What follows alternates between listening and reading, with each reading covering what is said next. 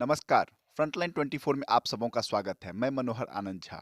अभी हमारी टीम पहुंची हुई है बिस्फी प्रखंड के सिंघिया पश्चिमी पंचायत, जहां पर मुखिया पद के प्रत्याशी और पूर्व से भी एक बार मुखिया चुनाव लड़ चुके अमरेश कुमार झा जी हम लोग के बीच मौजूद हैं।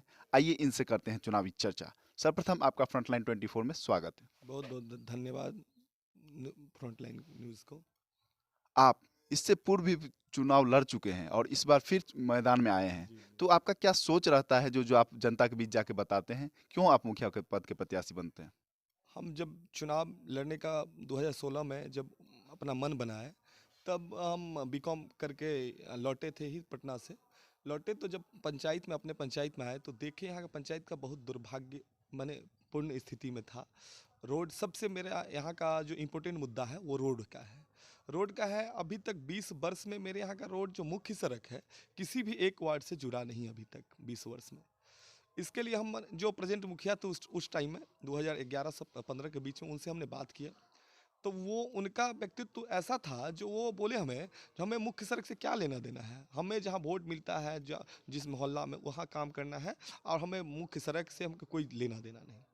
तो हम बोले ऐसा तो नहीं होता, पंचायत में मुख्य सड़क रहेगा तभी कोई अपने घर में जा पाएगा, आप किसी के घर के पास से रोड बनाने से तो नहीं होगा। तो वो बोले नहीं ऐसा नहीं होता है, हम इस सब से नहीं लेना देना, हम वोट बैंक के लिए अपना राजनीति करते हैं कि ठीक है। फिर हम कहे जो हम फिर चुनाव लड़ेंगे, देखते हैं, तो अपना भाग्य आजमा के हम अपना विचार जनता के बीच में रखेंगे। जनता के बीच में हमने गया, एक साल पहले ही चुनाव से 16 में चुनाव होना था, हम 15 से ही तैयारी करना शुरू कर दिया।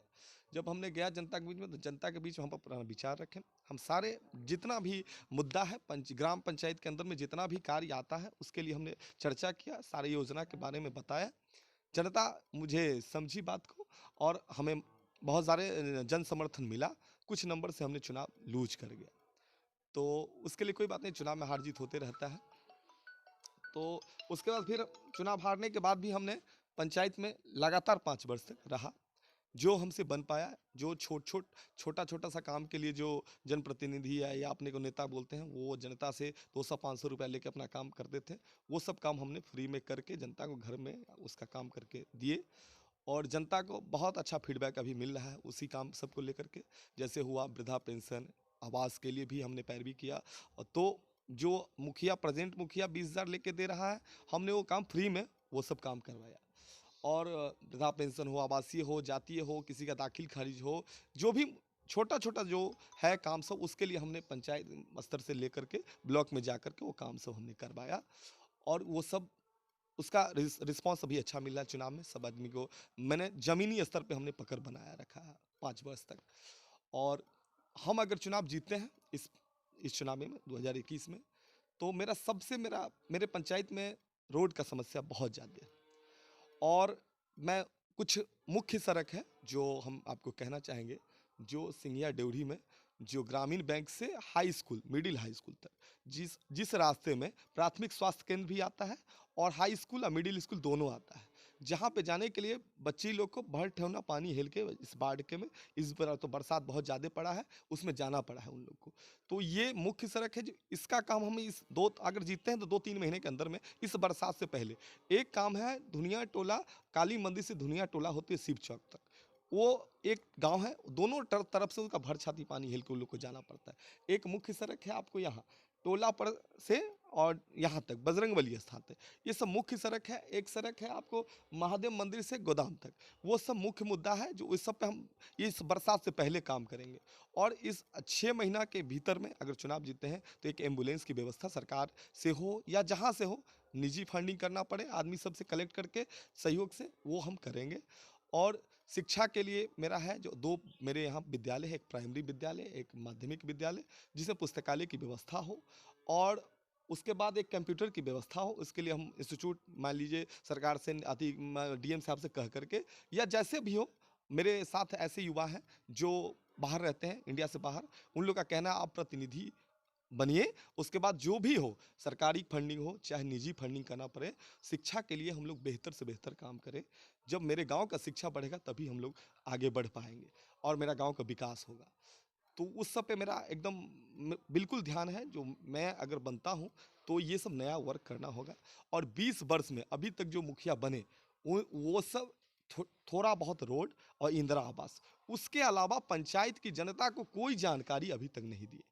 बस यही 2 कामों किए 20 वर्ष में, उसके अलावा कोई भी काम के लिए जानकारी नहीं। जब हमने जनता कार्य योजना पत्र निकाले, तो जनता के बीच में जब गया हो, तो जनता बोला इतना काम होगा। हम कह लिए एक भी काम हम आपको ग्राम पंचायत से बाहर की काम नहीं दिए हैं। सारे आपके पंचायत की काम है और सारे पंचायत में आता है वो काम, जो कि ये लोग किए नहीं हैं। तो वो सब काम हम करेंगे। सरकार की बहुत सारी महत्वाकांक्षी योजनाएं हैं, जी, जैसे हर घर नल योजना, जी, आवास योजना, वृद्धावस्था पेंशन जी। योजना, मनरेगा। मनरेगा, इन सबों की क्या पशु स्थिति आपके शेड, पंचायत में? बिल्कुल ही डेड है। एकदम ज़मीनी स्तर पे कोई भी नहीं है। जो गरीब लाभुक है, अभी तक उसको नहीं मिला। जो थोड़ा ऊपर है, जो बोल पाता है, जिसके पास पैसा है, वो अपना कमीशन पर में जो है सो अपना काम करा लेता है। गरीब के पास अभी तक वो योजना का लाभ नहीं मिला है। मेरे पंचायत का ही स्थिति है। नल जल योजना है, इसमें 2 वार्ड में ठीक-ठाक चल रहा है, एक 8 है और एक 4 नंबर वार्ड है, और जो 6 वार्ड है, बिल्कुल तरह से डेड है उसका योजना जो है सो। उसमें माने उसमें तो हम लोक शिकायत में उसमें केस चल रहा है, जिसमें सारे तरह से बीडीओ साहब को कहा गया है, जो आपके योजना में नल जल में पूरा लूट-खसोट किया गया है, उस पे कार्रवाई कीजिए बीडीओ साहब। तो बीडीओ साहब अभी तक उस पे कार्रवाई कोई किए नहीं है, मगर केस चल रहा है अभी। कमोबेश हर जगह इसी तरह की स्थिति है। आपके पंचायत में महिलाओं और युवाओं के लिए क्या कार्य योजना है आपके पास, जो अगर आप जीत के आते हैं जी। तो महिलाओं और युवाओं के लिए क्या करेंगे? महिलाओं के लिए है, जो क्या बोलते हैं मनरेगा है, उसमें जो उस टाइप के जो आदमी हैं उनको हम रोजगार देंगे। उसके लिए मेरे पास योजना है। योजना ये है, जो सरकार अभी पशु शेड के लिए दे रही है 1,72,000 रुपये। जो जितने भी पशुपालक हैं उसके लिए कोई लिमिटेशन नहीं है। जितना हम अगर करना चाहें तो वो काम हो सकता है। उसमें जो जो काम करने वाले व्यक्ति होंगे, जिसके पास वो गारंटी रोजगार वाला होगा कार्ड, वो उसमें काम करेंगे, उनको हम रोजगार मिलेगा। मान लीजिए 20 दिन महीना में रोजगार मिलेगा, उनके घर में 7,000 8,000 रुपया जाएगा। अगर 2 व्यक्ति करेंगे तो 15,000 जाएगा, तो रोजगार होगा उनके लिए। और ये सब कार्य हम करेंगे, और बिल्कुल मेरा नीयत बिल्कुल साफ है, जो ये हम 5 वर्ष जो काम करें वो 20 वर्ष पे भारी रहे, और हर एक क्षेत्र में हम काम करें। हर एक क्षेत्र में ये सब जो 2 ही काम किए हैं, नहीं, हमें 20 काम करना है, और 20 काम पे हमें फोकस करना है। हम सब के लिए योजना तैयार करके रखे हुए हैं। जो मेरा बुक है, हम आपको कैमरा में दिखाएँगे, जो मेरे पास क्या-क्या योजना है।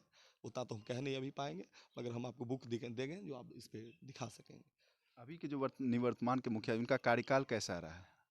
बिल्कुल ही डेड है। ये अभी का क्या, 20 वर्ष में जो 3 मुखिया बने हैं, जो नाम नहीं लेना चाहेंगे, वो सब का सब डेड काम किए हैं। बस आपको तो बता दिए, तो सब ने जो बस 2 ही योजना काम किए हैं, वो आप जनता से भी पूछ सकते हैं। उसके अलावा कोई बता दे जो कोई नया काम किए हो। बस एक छोटा-सा रोड, गली-कूची का रोड, अब मुख्य सड़क का कोई बात ही नहीं है।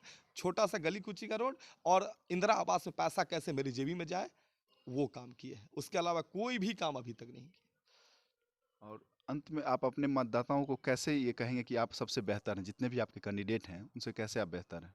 बेहतर है, वो सब जानते हैं, क्योंकि हमने जो 5 वर्ष में चुनाव पिछले साल हारने के बाद भी हमने जो काम किया है, वो लोग जनता जान रही है, जो क्या क्षमता है इनमें।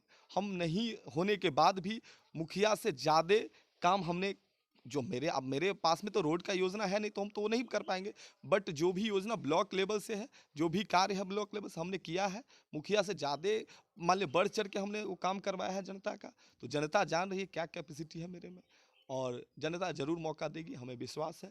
और अंत में आप अपने मतदाता मालिकों से क्या अपील करेंगे कि वो आपको वोट करें? अंत में यही कहेंगे, जो 20 वर्ष में जो आप देखे हैं, वो सब देखते हुए आप मुझे वोट कीजिए, और हमें विश्वास है, जो आप लोग हम पे विश्वास करेंगे, और 5 वर्ष हमें मौका दीजिए। बस इतना ही करेंगे, 5 वर्ष हमें मौका दीजिए, उसके बाद फिर हम अगर काम करेंगे तो नेक्स्ट ईयर आपसे वोट माँगने आएँगे। नहीं काम करेंगे तो हम बिल्कुल नहीं आएँगे आपसे वोट माँगने। हम पिछले ये सब अभी जो है, वो सब गलत ढंग से अपना वोट का मान लीजिए माँगने का काम करते हैं, बनाने का। बट हम अगले अगर जीतते हैं तो अगले साल कहेंगे काम किए हैं तो हमको वोट दीजिए, नहीं तो नहीं। तो ये थे अमरेश कुमार झा जी, जो कि मुखिया पद के प्रत्याशी हैं। ये शिक्षित हैं और ये पूर्व में भी चुनाव लड़े थे और सेकंड स्थान पे इनका था, कुछ मतों से ये पीछे रह गए थे। इस बार इन्होंने फिर अपना नॉमिनेशन कराया है, लोगों के बीच जा रहे हैं, लोगों से वोट मांग रहे हैं और अपने शिक्षा के बदौलत, अपने समाज सेवा के बदौलत ये लोगों से वोट मांग रहे हैं और ये कह रहे हैं कि अगर मुझे मौका मिलता है तो मैं पंचायत के जितनी भी योजनाएं सरकार की आती है उनको ये धरातल पर लाने का काम करेंगे और लोगों के बीच उसका फ़ायदा पहुंचाएंगे। बने रहिए हमारे साथ फ्रंटलाइन 24। धन्यवाद।